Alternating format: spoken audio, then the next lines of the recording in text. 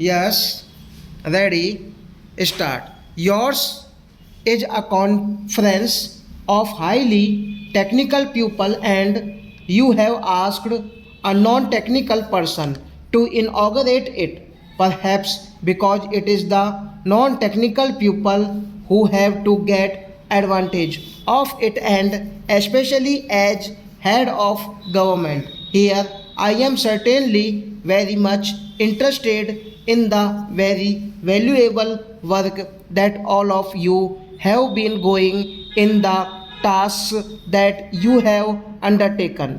Geotechnical engineering is very vital for many of our activities in the present day world of science and technology, where we are trying to take advantage of the valuable resources that nature can give us, and also of how to utilize them, because that is the problem which is even more vital. But it is possible to understand nature and its laws and to accord it to ourselves to those laws in the working of nature, so that we can take maximum advantage of what nature can provide us, whether it is flood control or whether it is irrigation or whether it is mere structure. It has got to be borne in mind to match constructions, or now as we are looking into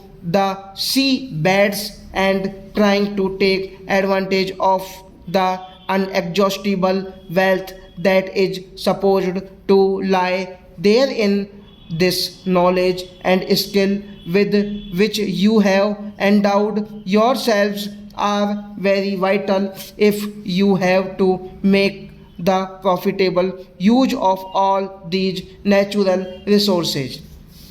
The buildings that are built now are also complicated and are very high, tall, going to 50 to 60 stories, and unless the foundations are properly designed and arranged, there can be disaster in the same way. We now know there are several earthquake prone areas, and it is possible also to forecast earthquake, though we have not yet been able to get adequate knowledge to free ourselves completely. But I am sure in course of time we will be able to know them. Natural laws are definite and unchangeable, and if they are known, you can certainly see that those laws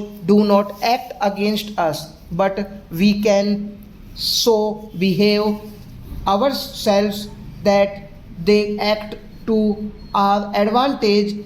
If these laws had not been so definite and unchangeable and perfect, it would not have been possible for man to know some of these things and go to the moon. What we have acquired today is a very small part of the total knowledge of the universe. As a matter of fact, I do not consider anything marvelous or anything as miracle. Everything is in conformity with the laws of the universe. We call them miracles or marvelous because we do not know them, and as we know something quite, but we do not expect, then we consider them miracle. But that should make us something and should enable us to dwell more and more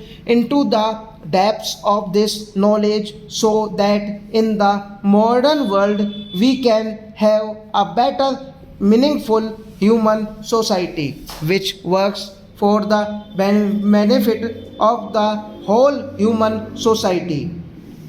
We have not yet reached that stage. There are people who are in want, and even those who have plenty are not happy.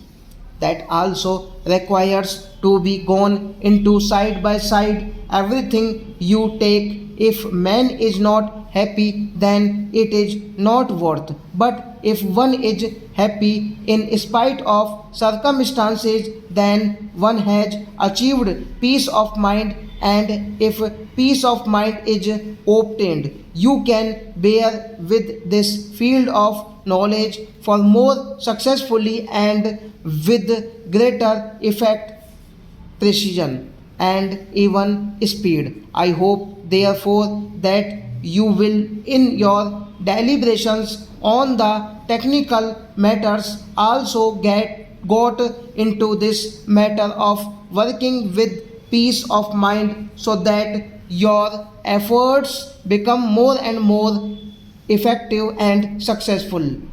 I have only pointed this out to you not with a feeling that you are not aware of these things, but because you are engineers. It is a fundamental condition that if engineering is to succeed, it must be done coolly and calmly, considering all the circumstances that are available. That is the foundation of all engineering. I am sure you are aware of these things, but as a layman, I don't think I can tell you anything about the technical matters. I can only tell you know how technical matters can be utilized and more progress can be made in technical matters from technology. Ultimately, that is what is going to be utilized,